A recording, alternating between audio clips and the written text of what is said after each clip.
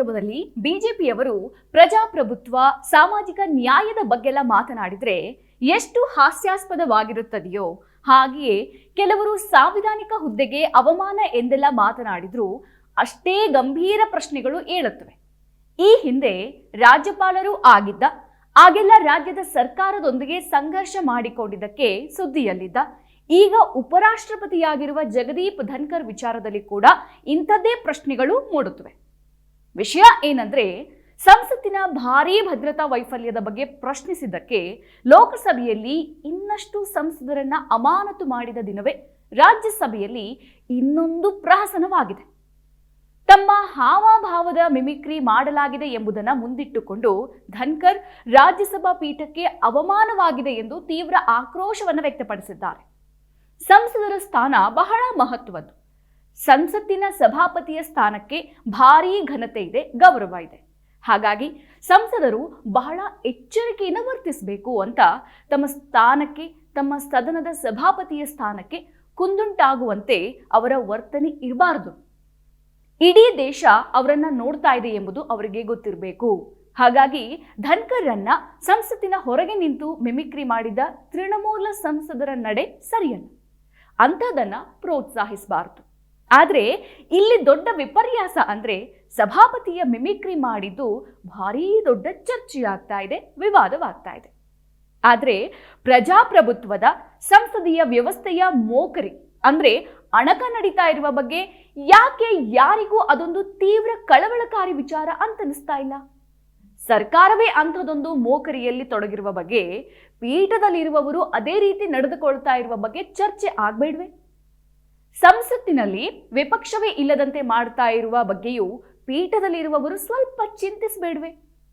ಸದನವೇ ಖಾಲಿ ಆಗ್ತಾ ಇರುವ ಬಗ್ಗೆ ಸದನದ ಯಜಮಾನರು ಯೋಚಿಸದೆ ಮಿಮಿಕ್ರಿ ಮಾಡಿದ್ದನ್ನೇ ದೇಶದ ಪಾಲಿನ ದೊಡ್ಡ ಅಪಾಯದಂತೆ ಪರಿಗಣಿಸ್ತಾ ಇರೋದು, ಸಂಸತ್ತಿನ ಪೀಠದಲ್ಲಿ ಕೂತು ತನ್ನ ಜಾತಿಯ ಮಾತನಾಡ್ತಾ ಇರೋದು ದೊಡ್ಡ ವ್ಯಂಗ್ಯವಲ್ವೇ?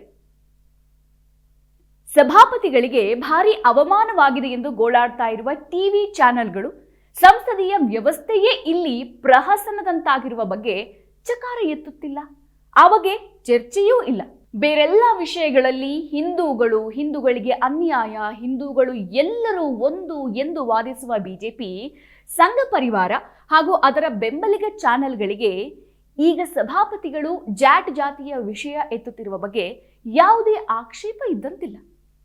ಇವರೇ ಈ ಹಿಂದೆ ಗವರ್ನರ್ ಆಗಿದ್ದಾಗ ಸಾಂವಿಧಾನಿಕ ಹುದ್ದೆಗೆ, ಸಿಎಂ ಹುದ್ದೆಗೆ, ಸಾಂವಿಧಾನಿಕ ನಡಾವಳಿಗೆ ಅದೆಷ್ಟು ಗೌರವ ಕೊಟ್ಟಿದ್ರು ಎಂಬುದು ಎಲ್ಲೆಡೆ ಸುದ್ದಿಯಾಗ್ತಲೇ ಇತ್ತು.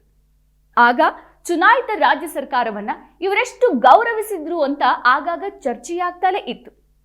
ಆಗ ಕಾಡದ ಸಾಂವಿಧಾನಿಕ ಹುದ್ದೆಯ ಗೌರವದ ಪ್ರಶ್ನೆ ಈಗ ಅವರನ್ನ ತೀವ್ರವಾಗಿ ಕಾಡ್ತಾ ಇರೋದು ಖಂಡಿತ ಅಭಿನಂದನೀಯ. ಅಷ್ಟಕ್ಕೂ ಜಗದೀಪ್ ಧನ್ಕರ್ ಇಷ್ಟೆಲ್ಲ ಮಾತನಾಡ್ತಾ ಇರೋದು ತಮ್ಮ ಹಾವಭಾವವನ್ನ ಸಂಸದರೊಬ್ಬರು ಮಿಮಿಕ್ರಿ ಮಾಡಿದ್ರು ಮತ್ತದನ್ನ ರಾಹುಲ್ ಗಾಂಧಿ ವಿಡಿಯೋ ಮಾಡಿದ್ರು ಎಂಬ ಕಾರಣಕ್ಕೆ. ಆದದ್ದೇನೆಂದ್ರೆ, ಅದು ಸಂಸದರ ಅಮಾನತನ್ನ ಖಂಡಿಸಿ ವಿಪಕ್ಷ ಸಂಸದರು ಸದನದ ಮೆಟ್ಟಿಲುಗಳ ಬಳಿ ಕುಳಿತು ಪ್ರತಿಭಟನೆ ನಡೆಸ್ತಾ ಇದ್ದ ಸಂದರ್ಭ. ಆಗ ಟಿಎಂಸಿ ಸಂಸದ ಕಲ್ಯಾಣ್ ಬ್ಯಾನರ್ಜಿ ಅವರು ರಾಜ್ಯಸಭಾ ಅಧ್ಯಕ್ಷ ಜಗದೀಪ್ ಧನ್ಕರ್ ಅವರ ಹಾವಭಾವವನ್ನ ಮಿಮಿಕ್ರಿ ಮಾಡಿದ್ರು. ಈ ವೇಳೆ ಎದುರಿಗಿದ್ದ ರಾಹುಲ್ ಗಾಂಧಿ ನಕ್ಕಿದ್ದಲ್ಲದೆ ಅದನ್ನ ವಿಡಿಯೋ ರೆಕಾರ್ಡ್ ಕೂಡ ಮಾಡಿದ್ದಾರೆ. ಇದರ ಬಗ್ಗೆ ಅಸಮಾಧಾನ ವ್ಯಕ್ತಪಡಿಸಿರುವ ಧನ್ಕರ್, ಇದು ತನಗಷ್ಟೇ ಅಲ್ಲ, ಸಂವಿಧಾನದ ಪದವಿಗೆ, ರೈತರಿಗೆ, ಜಾಟರಿಗೆ ಮಾಡಿದ ಅವಮಾನ ಎಂದು ಹೇಳಿದ್ದಾರೆ. ರಾಜ್ಯಸಭೆಯಲ್ಲಿದ್ದ ಕಾಂಗ್ರೆಸ್ ಸಂಸದ ಪಿ ಚಿದಂಬರಂ ಅವರನ್ನ ಉದ್ದೇಶಿಸಿ ಅವರು ಇದನ್ನೆಲ್ಲ ಹೇಳ್ಕೊಂಡಿದ್ದಾರೆ. ಈ ಮೂಲಕ ನನ್ನ ರೈತನ ಹಿನ್ನೆಲೆಯನ್ನ ಅವಮಾನಿಸಲಾಗಿದೆ, ಜಾಟ್ ಸಮುದಾಯವನ್ನ ಅವಮಾನಿಸಲಾಗಿದೆ, ರಾಜ್ಯಸಭಾ ಅಧ್ಯಕ್ಷ ಸ್ಥಾನವನ್ನ ಅವಮಾನಿಸಲಾಗಿದೆ ಎಂದು ಅಸಮಾಧಾನ ವ್ಯಕ್ತಪಡಿಸಿದ್ದಾರೆ. ಆದರೆ ತಾನು ಈ ಹಿಂದೆ ಗವರ್ನರ್ ಆಗಿದ್ದಾಗ ಒಂದು ಚುನಾಯಿತ ರಾಜ್ಯ ಸರ್ಕಾರದ ಜೊತೆ ಧನ್ಕರ್ ಹೇಗೆ ನಡೆದುಕೊಂಡಿದ್ರು ಎಂಬುದನ್ನ ಅವರೊಮ್ಮೆ ನೆನಪಿಸಿಕೊಳ್ಬೇಕು. ನಾನು ಜನರಿಂದ ಚುನಾಯಿತ ಮುಖ್ಯಮಂತ್ರಿ ಅನ್ನೋದನ್ನ ಮರಿಬೇಡಿ ಅಂತ ಪಶ್ಚಿಮ ಬಂಗಾಳದ ಸಿಎಂ ಮಮತಾ ಬ್ಯಾನರ್ಜಿ ಹೇಳಬೇಕಾಗಿ ಬಂದಿದ್ದು ಯಾಕೆ ಅನ್ನೋದನ್ನ ಧನ್ಕರ್ ಅವರಿಗೆ ನೆನಪಿಲ್ವೇ? ಇದೇ ಜಗದೀಪ್ ಧನ್ಕರ್ ಪಶ್ಚಿಮ ಬಂಗಾಳದ ರಾಜ್ಯಪಾಲರಾಗಿದ್ದ ಹೊತ್ತಲ್ಲಿ ಮಮತಾ ಬ್ಯಾನರ್ಜಿ ಸರ್ಕಾರದ ಜೊತೆಗಿನ ಬಹಿರಂಗ ಗುದ್ದಾಟದ ಕಾರಣ 3 ವರ್ಷ ಕಾಲ ದೇಶಾದ್ಯಂತ ಸದಾ ಸುದ್ದಿಯಲ್ಲಿದ್ದವರು. ಬಂಗಾಳ ಸರ್ಕಾರ ಕೋಮುವಾದ ಬೆಳೆಸುತ್ತಿದೆ, ಧರ್ಮಗಳ ಓಲೈಕೆಯಲ್ಲಿ ತೊಡಗಿದೆ ಅಂತ ಧನ್ಕರ್ ಒಬ್ಬ ರಾಜಕಾರಣಿಯ ಹಾಗೆ ಆರೋಪಿಸ್ತಾ ಇದ್ರು. ತಾನೊಂದು ಸಾಂವಿಧಾನಿಕ ಹುದ್ದೆಯಲ್ಲಿ ಕುಳಿತಿದ್ದೇನೆ ಅನ್ನೋದನ್ನೇ ಮರೆತಿದ್ರು ಅಂತ ಟಿಎಂಸಿ ಹಾಗೂ ಇತರ ವಿಪಕ್ಷಗಳು ಆರೋಪಿಸಿದ್ವು. ಬಿಜೆಪಿ ಏಜೆಂಟ್ ಅಂತ ಆರೋಪಕ್ಕೆ ಒಳಗಾಗುವಷ್ಟರ ಮಟ್ಟಿಗೆ ಧನ್ಕರ್ ನಡವಳಿಕೆ ಬಗ್ಗೆ ಆಕ್ರೋಶ ವ್ಯಕ್ತವಾಗಿತ್ತು. ಆಗ ಪಶ್ಚಿಮ ಬಂಗಾಳ ಸರ್ಕಾರ ಮತ್ತು ರಾಜ್ಯಪಾಲ ಧನ್ಕರ್ ನಡುವಿನ ಸಂಘರ್ಷ ತಾರಕಕ್ಕೇರಿತ್ತು. ಮಮತಾ ಬ್ಯಾನರ್ಜಿ ಮತ್ತು ಧನ್ಕರ್ ನಡುವೆ ಬರೀ ಕಚ್ಚಾಟದ ಸುದೀರ್ಘ ಪತ್ರಗಳ ವಿನಿಮಯವಾಗತೊಡಗಿತ್ತು.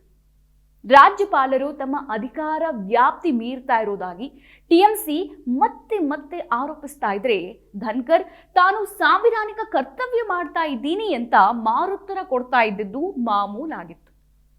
2020 ಏಪ್ರಿಲ್ನಲ್ಲಿ ಕೋವಿಡ್ ನಿರ್ವಹಣೆ ವಿಚಾರವಾಗಿ ಮಮತಾ ಸರ್ಕಾರ ಮತ್ತು ಮೋದಿ ನೇತೃತ್ವದ ಕೇಂದ್ರ ಸರ್ಕಾರದ ನಡುವೆ ಸಂಘರ್ಷ ಶುರುವಾದಾಗ ಧನ್ಕರ್ ಅವರು ಮಮತಾ ಮತ್ತು ಪಶ್ಚಿಮ ಬಂಗಾಳ ಸರ್ಕಾರದ ಬಗ್ಗೆ ಸತತವಾಗಿ ಬಹಿರಂಗ ಟೀಕೆಯಲ್ಲಿ ತೊಡಗಿದ್ರು. ಇದು ರಾಜ್ಯ ಸರ್ಕಾರ ಮತ್ತು ಧನ್ಕರ್ ನಡುವಿನ ಸಂಘರ್ಷವನ್ನ ಮತ್ತೂ ತೀವ್ರಗೊಳಿಸಿತ್ತು. ಕೊನೆಗೆ ಸಹನೆ ಕಳೆದುಕೊಂಡ ಮಮತಾ ಬ್ಯಾನರ್ಜಿ, ನಾನು ರಾಜ್ಯದ ಚುನಾಯಿತ ಮುಖ್ಯಮಂತ್ರಿ ಎಂಬುದನ್ನ ನೀವು ಮರೆತಿರುವ ಹಾಗಿದೆ. ಅದೇ ವೇಳೆ ನೀವು ನಾಮನಿರ್ದೇಶಿತ ರಾಜ್ಯಪಾಲರು ಎಂಬುದನ್ನು ಸಹ ನೀವು ಮರೆತಂತೆ ಕಾಣ್ತಾ ಇದೆ ಅಂತ ತಿರುಗೇಟನ್ನ ಕೊಟ್ಟಿದ್ರು. ಇದಾದ್ಮೇಲೆಯೂ ಧನ್ಕರ್ ತಮ್ಮ ನಡವಳಿಕೆಯನ್ನೇನು ಬದಲಾಯಿಸಿಕೊಳ್ಳಲಿಲ್ಲ ಮತ್ತು ಅವರಿಗೆ ತಾನೊಂದು ಸಾಂವಿಧಾನಿಕ ಹುದ್ದೆಯಲ್ಲಿದ್ದು ರಾಜಕಾರಣಿಯ ಹಾಗೆ ನಡೆದುಕೊಳ್ತಾ ಇರೋದ್ರ ಬಗ್ಗೆ ಯಾವ ತಪ್ಪಿತಸ್ಥ ಭಾವನೆಯೂ ಇರಲಿಲ್ಲ. ಅದೇ ಧನ್ಕರ್ ಈಗ ಸಾಂವಿಧಾನಿಕ ಹುದ್ದೆಗೆ ಅವಮಾನವಾಗಿದೆ ಅಂತ ಭಾರೀ ಬೇಸರ ಮಾಡಿಕೊಂಡಿದ್ದಾರೆ.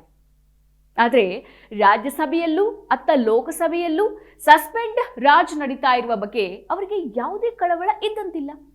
ರಾಜ್ಯಸಭೆಯಲ್ಲಿ ಹೀಗೆ ಇಡೀ ವಿಪಕ್ಷವನ್ನೇ ಖಾಲಿ ಮಾಡಿಬಿಟ್ರೆ ಮತ್ತೆ ಸಭಾಪತಿ ಧನ್ಕರ್ ಅವರಿಗೂ ಅದು ಸರಿ ಕಾಣಬಹುದೇ?